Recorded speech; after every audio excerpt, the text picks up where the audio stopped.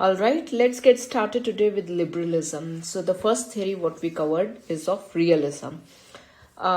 Liberalism has a more cooperative and so this is a short, okay, before I jump on this one, let me just tell you that this is a very short video of 2.5 minutes. This covers all the major important points of the video. Now as I'm not playing it here, so let me cover all the points what the video has already spoken about. Let's get started today with liberalism. Okay. Now liberalism has a more cooperative and optimistic view. More cooperative, optimistic view of the world. In a liberalist view, a host of actors influence outcomes in global politics and share a primary concern for justice, liberty, and equality, right? Now, the focus of analysis of this theory is to enhance political and economic cooperation beyond state actors, for example, IGOs, NGOs, and MNCs. So it doesn't just focus only on the political cooperation, but even it focuses on economic cooperation. Right?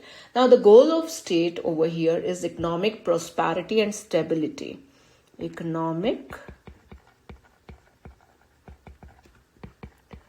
prosperity and stability amongst the countries.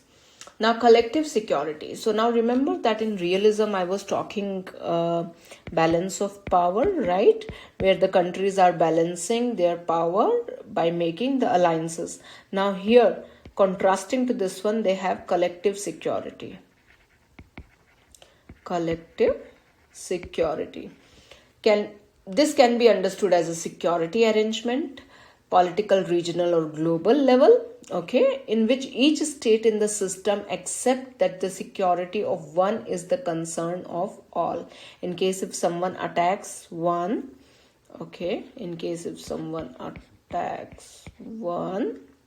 all right, then all would be together to attack this one person, okay. One for all for one would be the main concept. So this is actually emerging from cooperation, right? So this is what they believe in. Then another concept over here, if you remember in realism, I was talking about billiard ball model.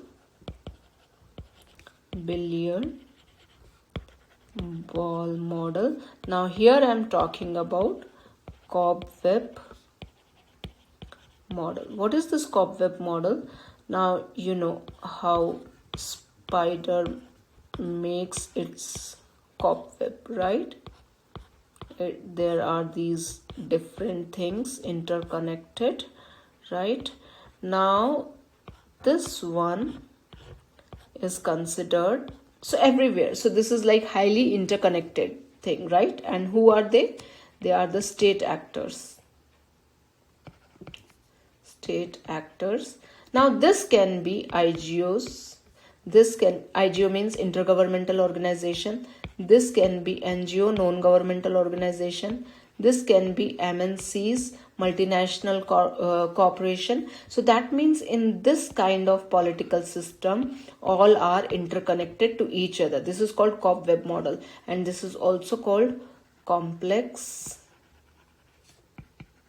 interdependence, that everyone is interdependent on each other or with each other, so that they are cooperating for the economic prosperity, right? So this is called complex interdependence thing. I hope this model is clear to you. Cobweb model is also known as complex interdependence, in which states are drawn into cooperation and integration by forces such as closer trading or other economic relationships. This one is clear. Now let's move further. There are the three assumptions of liberalism. Number one assumption: anarchy has been overcome in certain contexts by centralizing and legitimizing power in institutions. So they do not believe in anarchy. They say this is a redundant word, and now we focus more on institutions. Okay, this is what they believe in. Next is human beings behave on the basis of how other groups behave towards them. This is called reciprocity. Okay, so the way you will reciprocate to someone else would reciprocate the same to you. So reciprocity, which is coming from cooperation. The third one is more frequent and intense interactions. Intense interactions lead to the mutual dependence of actors or interdependence. So this is another key word for them. Okay, interdependence thing. Now apart this one, liberals, let me add one page here. Now apart these three major assumptions, the other assumptions are liberals emphasize the well-being of the individual. Well-being of the individuals as the fundamental building block of a just political system. Okay, so that means well-being of the individual is the fundamental block of any political system. Another thing, the main concern of liberalism is to construct institutions that protect individual freedom by limiting and checking political power. So they believe in check and balance of power, where all the institutions, they are giving freedoms to the individual. All right. Next is liberals are particularly troubled by militaristic foreign policies. The primary concern is that war requires state to build up military power. This power can be used for fighting foreign states, but it can also be used to oppress its own citizens. For this reason, political systems rooted in liberalism often limit military power. So they do not believe in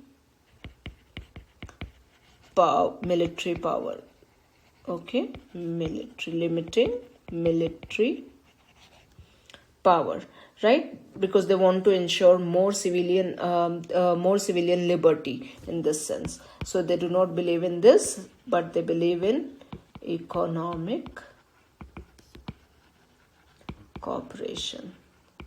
Fair enough so far. Now, if I say it in a few words, then I would say liberalism is a political and economic doctrine. Okay, political plus economic. If you notice, then realism was more talking in terms of political, but liberalism talks in terms of political plus economic doctrine that emphasizes individual autonomy, equality of opportunity, and the protection of individual rights. Primarily, as I discussed earlier, primarily liberty, equality, and justice, right? Liberty, equality, and justice. Originally against the state and later against both the state and private economic actors, including businesses also. So they do not want any kind of interferences by the state into the economic. What it is, we will discuss little later about that. Now, moving further. Why do states cooperate? States realize that hostile actions are likely to harm their interest as much as those of any potential rival. Okay, so they want to cooperate amongst each other. So one is, this is that cooperation just to deter the hostile actions. Number two, the multiple channels that connect non-state actors constrain states. Even if leaders recognize security threats and want to employ conflictual means, they often face resistance from public or powerful interest groups. Okay, so that's why they want to integrate. In democracies where opposition is legal and citizens can hold their leaders to account, multiple channels are more likely to constrain leaders from conflict. Due to the development of nuclear weapons, force, at least all-out war is less of an option for major powers. Using the major weapon in the arsenal risks significant damage to all humanity. Technological development associated with globalization, such as mobile phones, internets, falling cost of air travels, have resulted in a more connected world. So that means globalization is the main thing.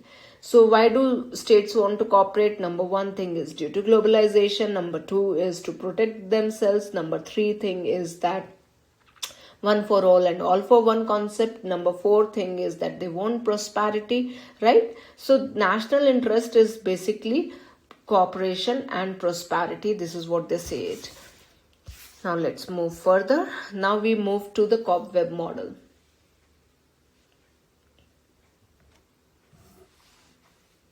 This model is given by John Burton.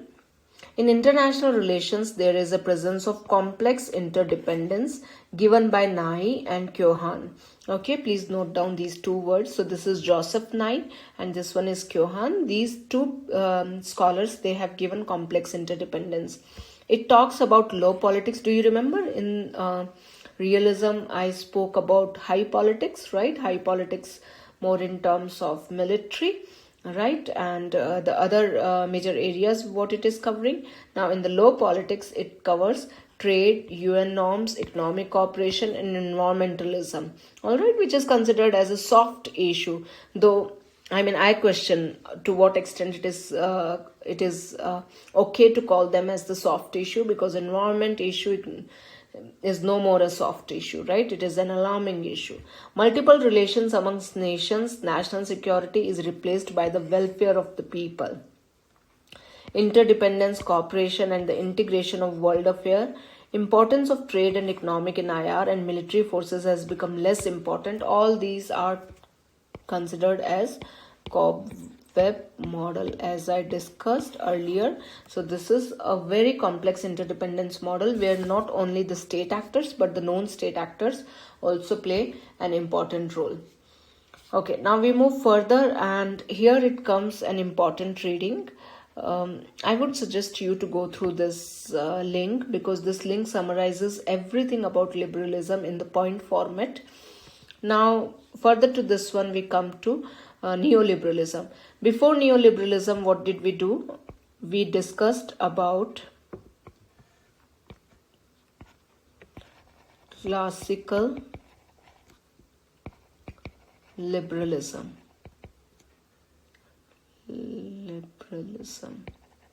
Now this classical liberalism, what we have been talking about, is spanning from the 17th century to the 19th century.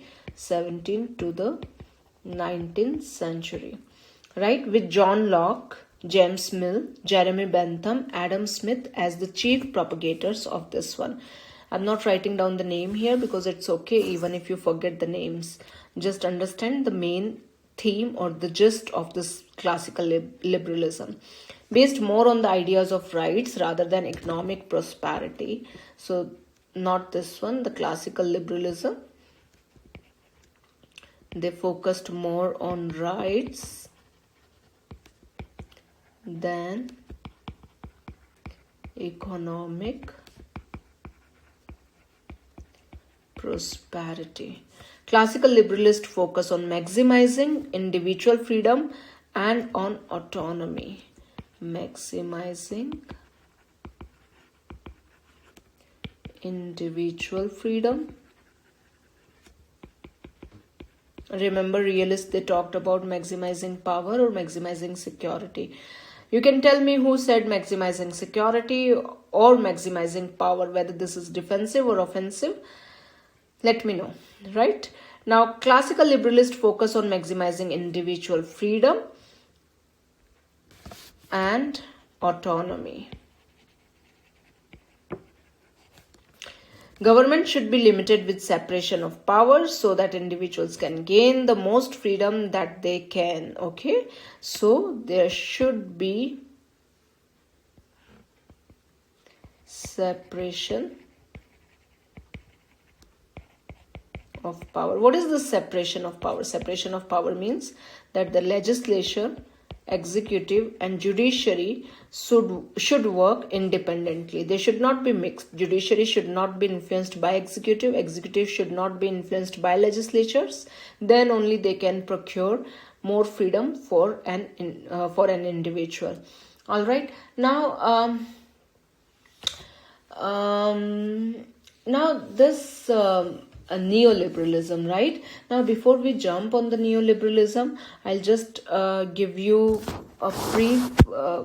Before jumping on the differences of neoliberalism and classical liberalism, I'll brief you up what is neoliberalism. So, neoliberalism emerged in 1970s. All right, it emerged in 1970s. Neoliberal theory put forward the belief minimal state intervention and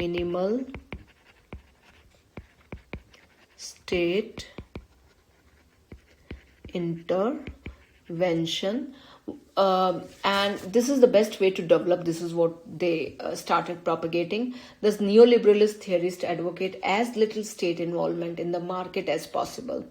Instead, the market should be free to set wages and prices on its own, rather than the government doing so.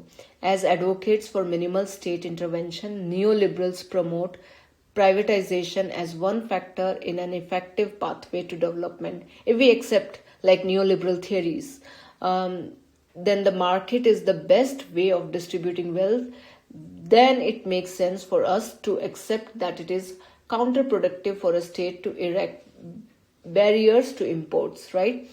The removal of tariffs and trade barriers will, according to neoliberalism, promote an increase in exports. So that means no barriers in terms of trade and tariff. I may be wrong in the spelling of tariff. TARIFF. This is double F. Okay. Tariffs. So according to neoliberalism, this, in case if a country is going for this one, then that country is promoting more and more development. So basically what you figured it out, in case if I summarize neoliberalism, so it focuses more on economic side, right, than individual rights. Individual rights, it's more focused in classical liberalist. Neoliberals advocate for laissez-faire economics, which instruct that the economy is left to its own devices and is self-regulating. Another point I discussed that it focuses on deregulation and privatization, aligning with the views of classical liberalism that a government that does not intervene is best. This is most evidently highlighted with the semi-privatization of the Bank of England, for example, right? Now, the key advocates of neoliberalism have been Margaret Thatcher. Do you know who is she? Margaret Thatcher, yes, ex-Prime Minister of UK, and Ronald Reagan.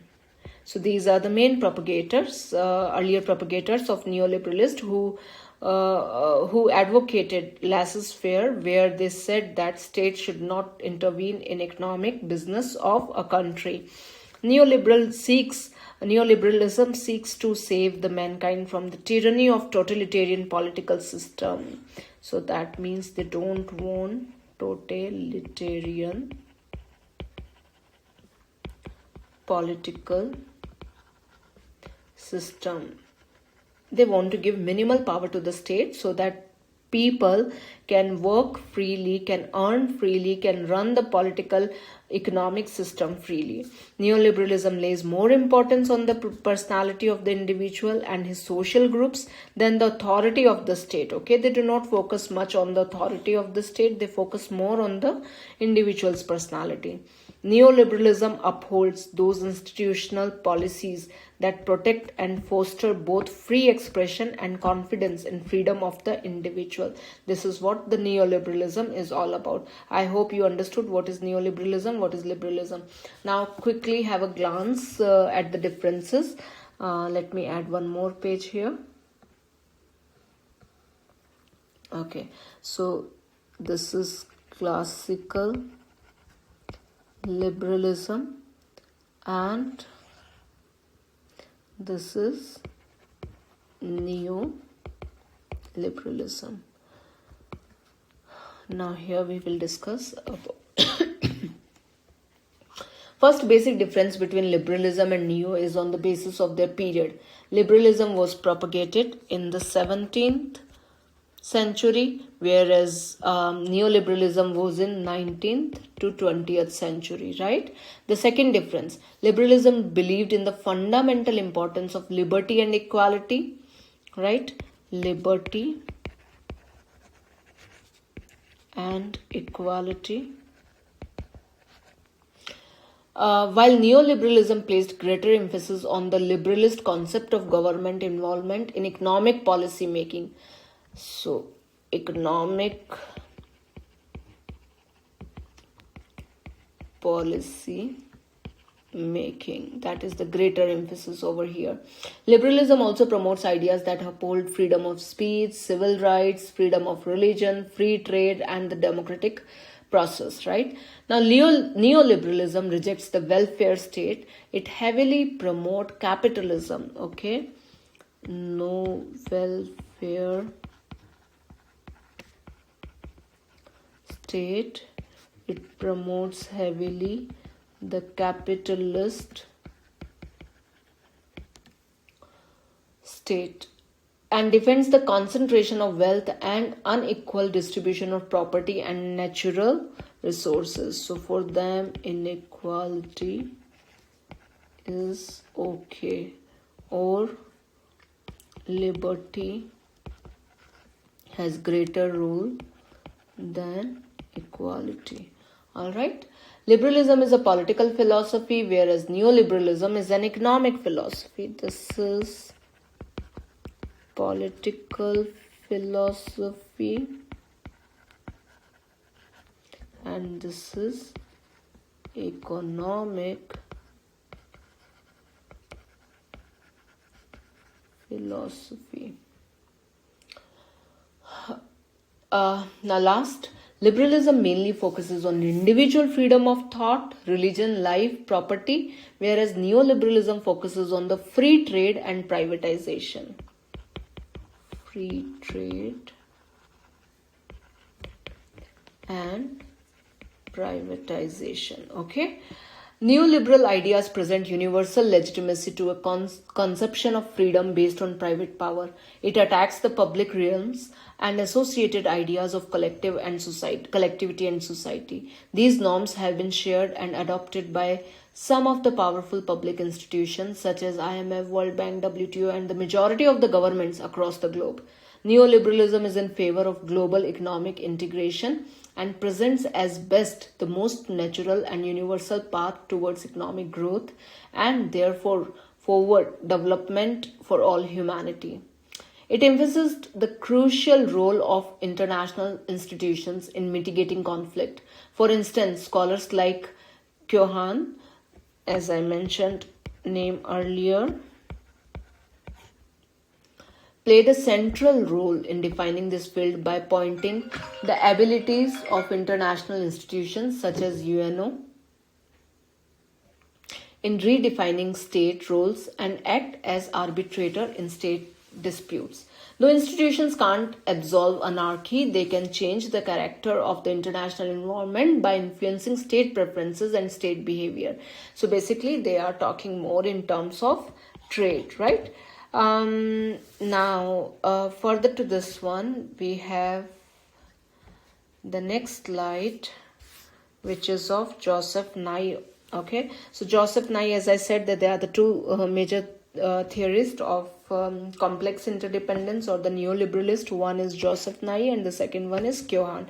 We are not reading Kyohan in under neoliberalism, but definitely we study Joseph Nye. These are the few articles written I have mentioned, and I would ask you to read these one. One is on China, another one is on soft and sharp power. I would be taking your soft and sharp power under power concept, right? So you can read it, but we would be discussing further under power key concept. Now further to this one, now Mearsheimer and Nye both they spoke on the rise of China. In one of my videos, I have already spoken about rise of China from defensive and offensive realist angles. Now here, this angle is of realist versus liberalist, right? Realist offensive school represented by Mearsheimer, and neoliberalism, which is represented by Joseph Nye. Again, I would ask you to read this article and come prepared to the class so that we can have any discussion if we happen to have it. Now, further to this one, there is the difference of realism and liberalism. Now, international system is characterized by conflict. Now, here you know that this is more about the cooperation thing, right? Here it is conflict, here it is cooperation, then here it is military capacity, and here it is no aggression, right? Now, here it is military alliances and rivalries. Now, here there is no militaries, and now some centuries old military rivalries have been transformed into military and economic partnership. Okay, so these are the major basic differences between realism and liberalism. In case if you want to study further about this one, then I would highly recommend you to go through this handout where specifically talks about the difference between realism and liberalism. I hope so far this is clear what this is all about. Now, before moving to the next theory, I'll just let you know about the pros and the cons of this theory, liberalism and the neoliberalism.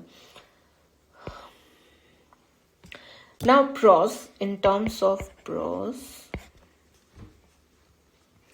economic growth is one of the advantages of liberalism, as it means government intervention is less important and thus allows the economic to grow. So number one is economic growth, right? Number two is human rights are really important. Human rights are important. Third one is, the next one is, democracy is essential. It promotes democracy as it allows to respect everyone's freedom and reach consensus by voting, right? Because it gives freedom and consensus.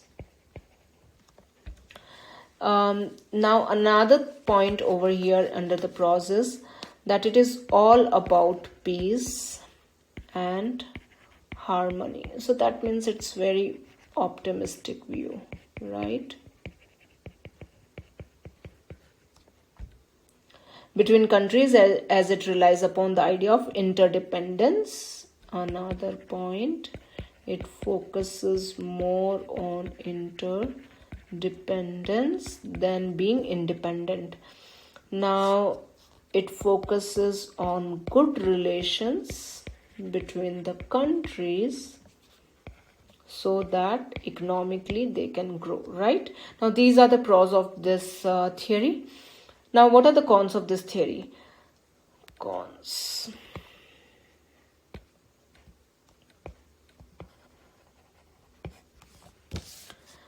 Few regulations over economic market could result in the exploitation of resources. Yes, exploitation